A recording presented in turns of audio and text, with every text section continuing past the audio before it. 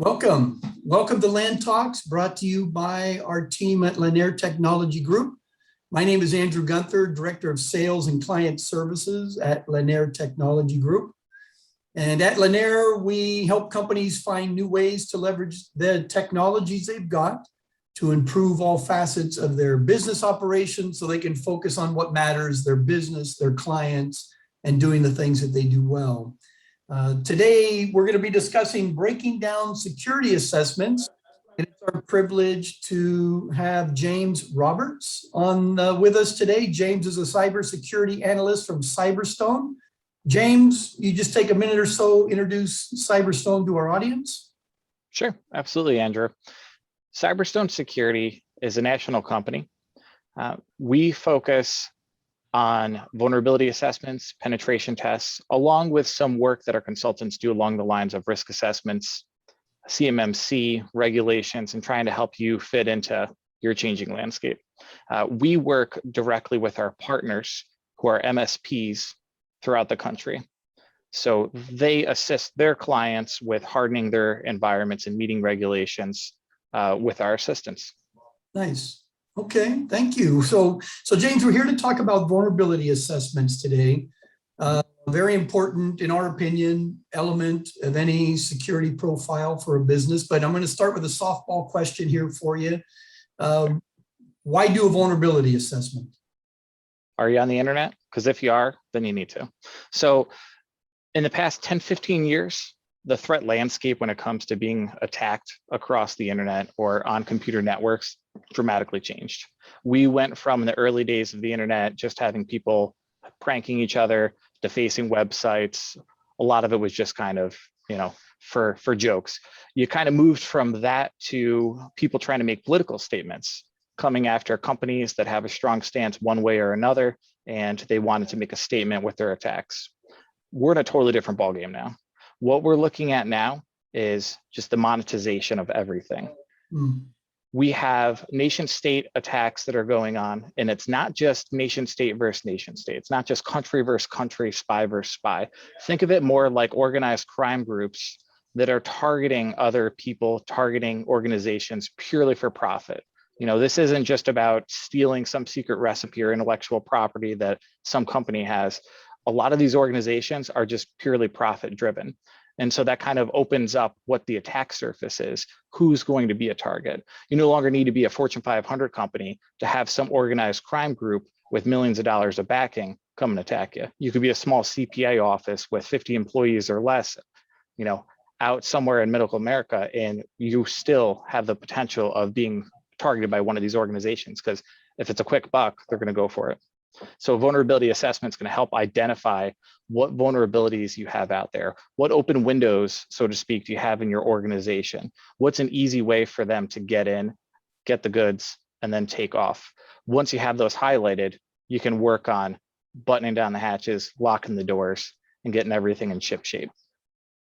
Okay, and James, I really appreciate what you said about not needing to be a Fortune 500 company. I mean, I've heard of a small business owner, pet grooming, that has got hit with a ransomware, right? Like they see everybody as a target to get the goods. James, at LANAIR Technology Group, we will have organizations contact us, and right away they want to do a penetration test. We'll recommend a vulnerability assessment. Can you just talk briefly about the difference between vulnerability assessment and pen tests for our listeners? Absolutely. And I like that recommendation of where you're starting off. So to jump into a penetration test, to have somebody test your network, there's a few things you want to have in place first. I like to tell people, try to figure out what your assets are. What are your critical targets? What do you need to protect? Do you have policies and procedures in place? Is there certain targets that you have in your environment that might be more worthwhile to a hacker than others? So once you have those values worked out with your policies and procedures, and you have everything buttoned down there, then I would move into a vulnerability assessment where we're going to take a look and see what kind of gaps you still have in your environment. So once we moved past the policies, let's take a look at, do you have vulnerabilities because you've out-of-date operating systems? Are there patching errors that are going on? Are you missing some patches? We'll take a look at, just on the technical level, what could possibly be exploited out there, and then move into some remediation. So at each one of these phases, when you go from your policies, getting those in order, to vulnerability assessments, when you complete these exercises, it's no good if you're not having some kind of, actionable use out of the engagement. After a vulnerability assessment, you're going to want to go back and remediate some of those changes, or remediate some of those issues that you found. Then, if you've got this consistent record here where you feel like you have everything locked down, then you want to move into a penetration test. Now, penetration test is a little bit different. Vulnerability assessment, we're looking at what kind of open windows that you have. Let's say on the second story, hyperbole, but let's say on the second story, I see an open window. Now, a penetration test, I'm going to go ahead and I'm going to scale that wall. I'm going to come in through the window, and then I'm going to start looking around, going after all the goods. Maybe if I get inside of there, there's a locked door, maybe not. Maybe there's a safe on the middle of the floor that you forgot to lock, and now I just stole all your jewelry and I'm heading out. It's like that, but in IT. That penetration test is going to get you past those first vulnerabilities, the first layers of vulnerabilities that you're finding, and then you're testing to see what other security controls are in place.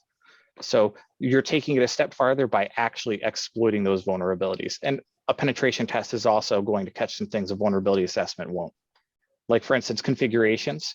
So a vulnerability assessment isn't going to highlight that your network might have some segmentation issues, meaning like a bad guy, once he's in the environment, could move around very easily from machine to machine, server to server. Things like that might sound kind of foreign if you're not really in the field, but yeah, it's a very big deal that something like that's in place for security control. Vulnerability assessment's not going to catch that. That's something a pen test would, but you definitely want to start with a vulnerability assessment. Have somebody come by, take a look at all of your assets, take a look at everything that you've got going on, and help you go ahead and lock all those doors before you start having somebody kick it down. Yeah, James, I really appreciate that. And I really like the illustration you started to use there. I use it all the time. Mm-hmm. Talking with an executive or a layman, maybe less inclined to the technical terms of a house, rather than, hey, I want to see if someone can break into my house. Why not hire someone first to come and check my windows, my doors, my locks? Exactly what you're saying. That's where the vulnerability assessment is. What we call in the security space, hardening in your environment, then do a pen test, and you'll find maybe those other areas that maybe the vulnerability assessment didn't pick up, or your environment's changed in 24 hours, right? James, when we recommend organizations doing a vulnerability assessment, we offer an external vulnerability assessment. We offer an internal vulnerability assessment. Can you talk to us just a little bit about the difference between internal and external assessments? Yeah, absolutely.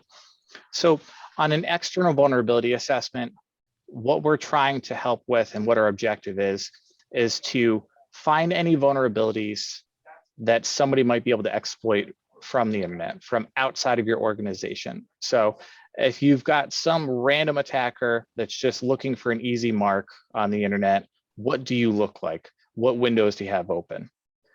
On an internal vulnerability assessment, what we're taking a look at is we're starting on the inside of your network, so your internal network. This is like the assumption that you're already on the network, whether it be as a threat actor that's an insider threat.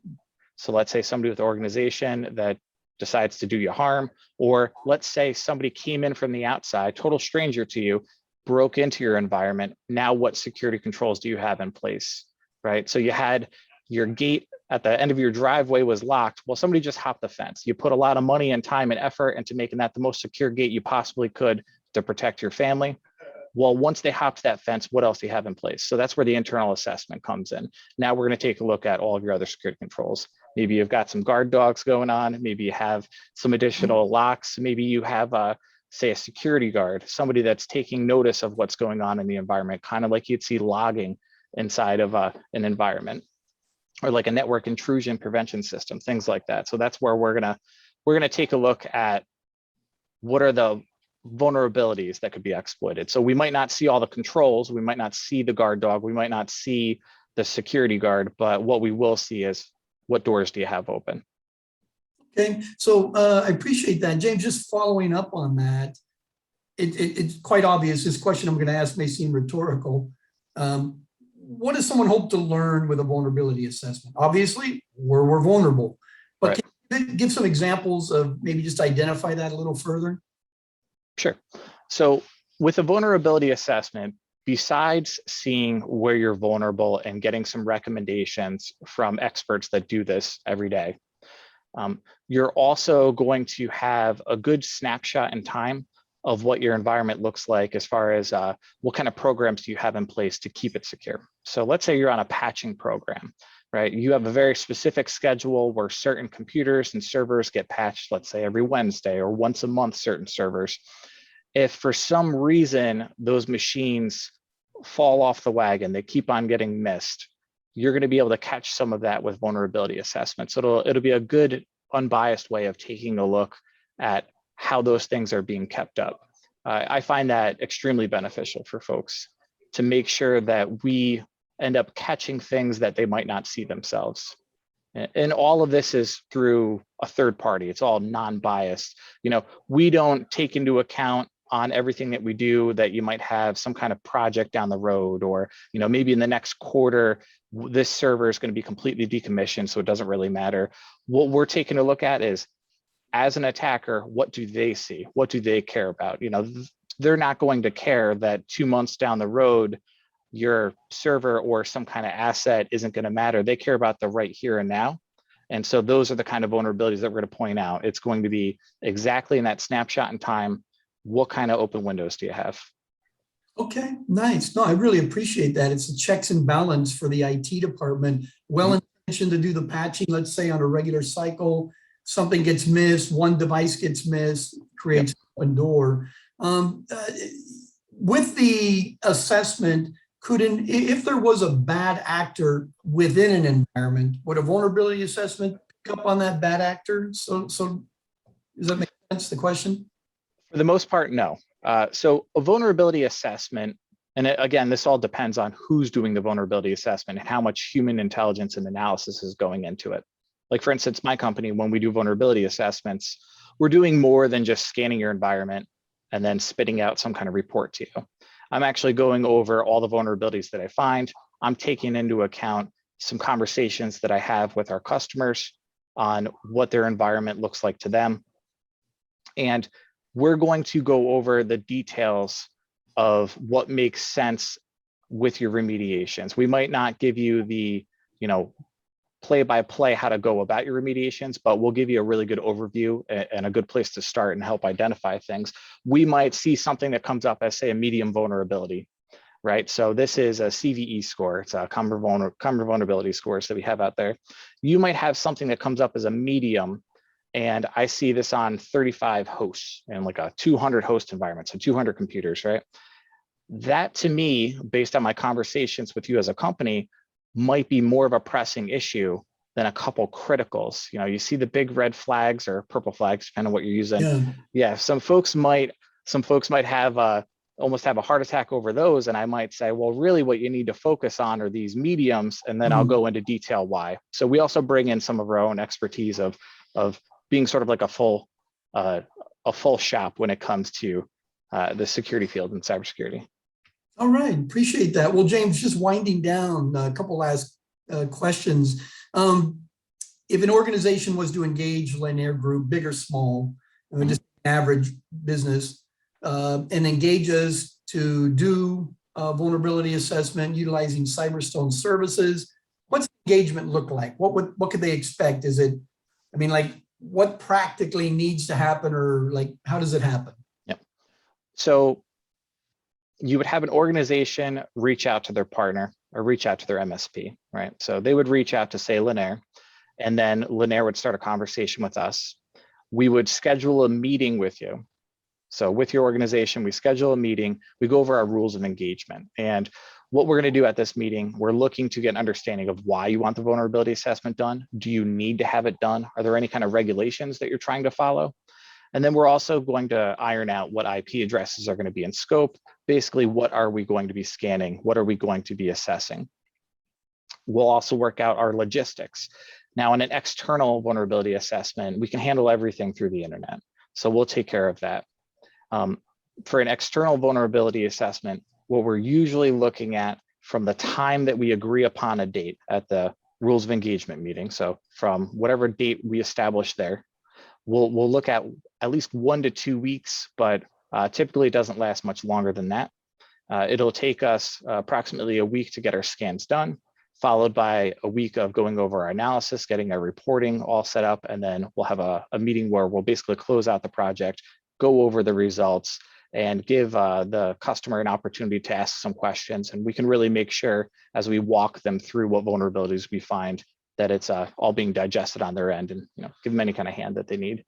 So you're looking at about 2 weeks for an external vulnerability assessment. An internal vulnerability assessment is a little bit more involved. In addition to those previous steps of that rules of engagement meeting, we'll also need to work out some logistics. So we send a device to you. We're going to have that shipped to your site, and we'll need to know prior to shipping out this device, do you have any security controls that are in place that might prevent us from being able to scan? So if you have more than one physical location, let's say you have 2 different sites, 2 different physical spots, do you have a site-to-site VPN set up? Do you have some way for us to be able to reach the other site without needing to send out a second machine?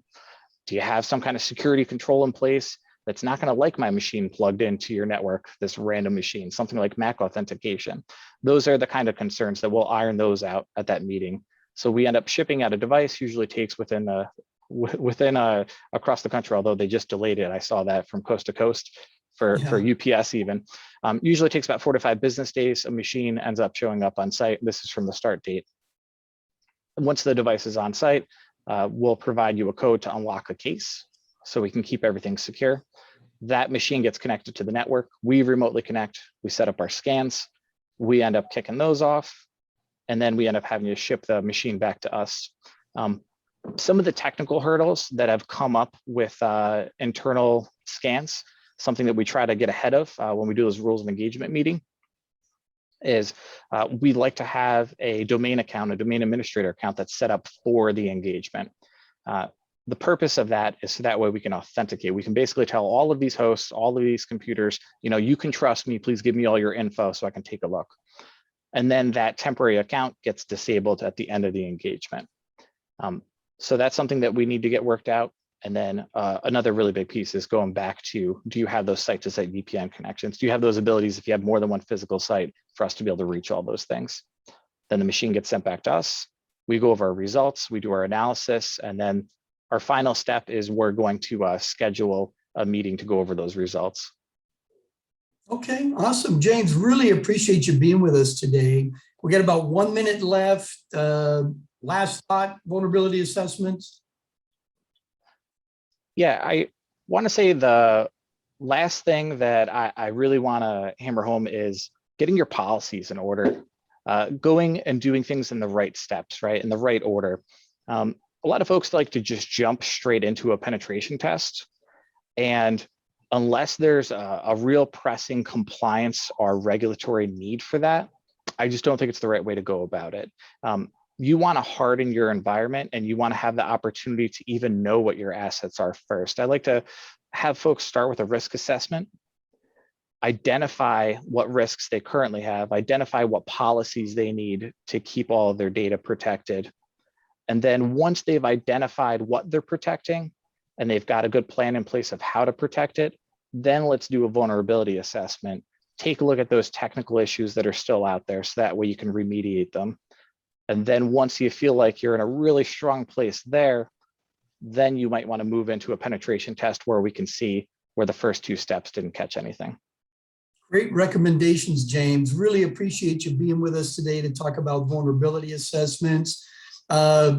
Thank you for those of us who's joined us today. And for those of you watching or listening, you found this information helpful and allows you to make better IT and security decisions for your organization. For any feedback, suggested topics, questions, you can email us at LANTalks, that's LANTalks @LANAIRgroup.com, or you can reach us at our website, www.lanairgroup.com.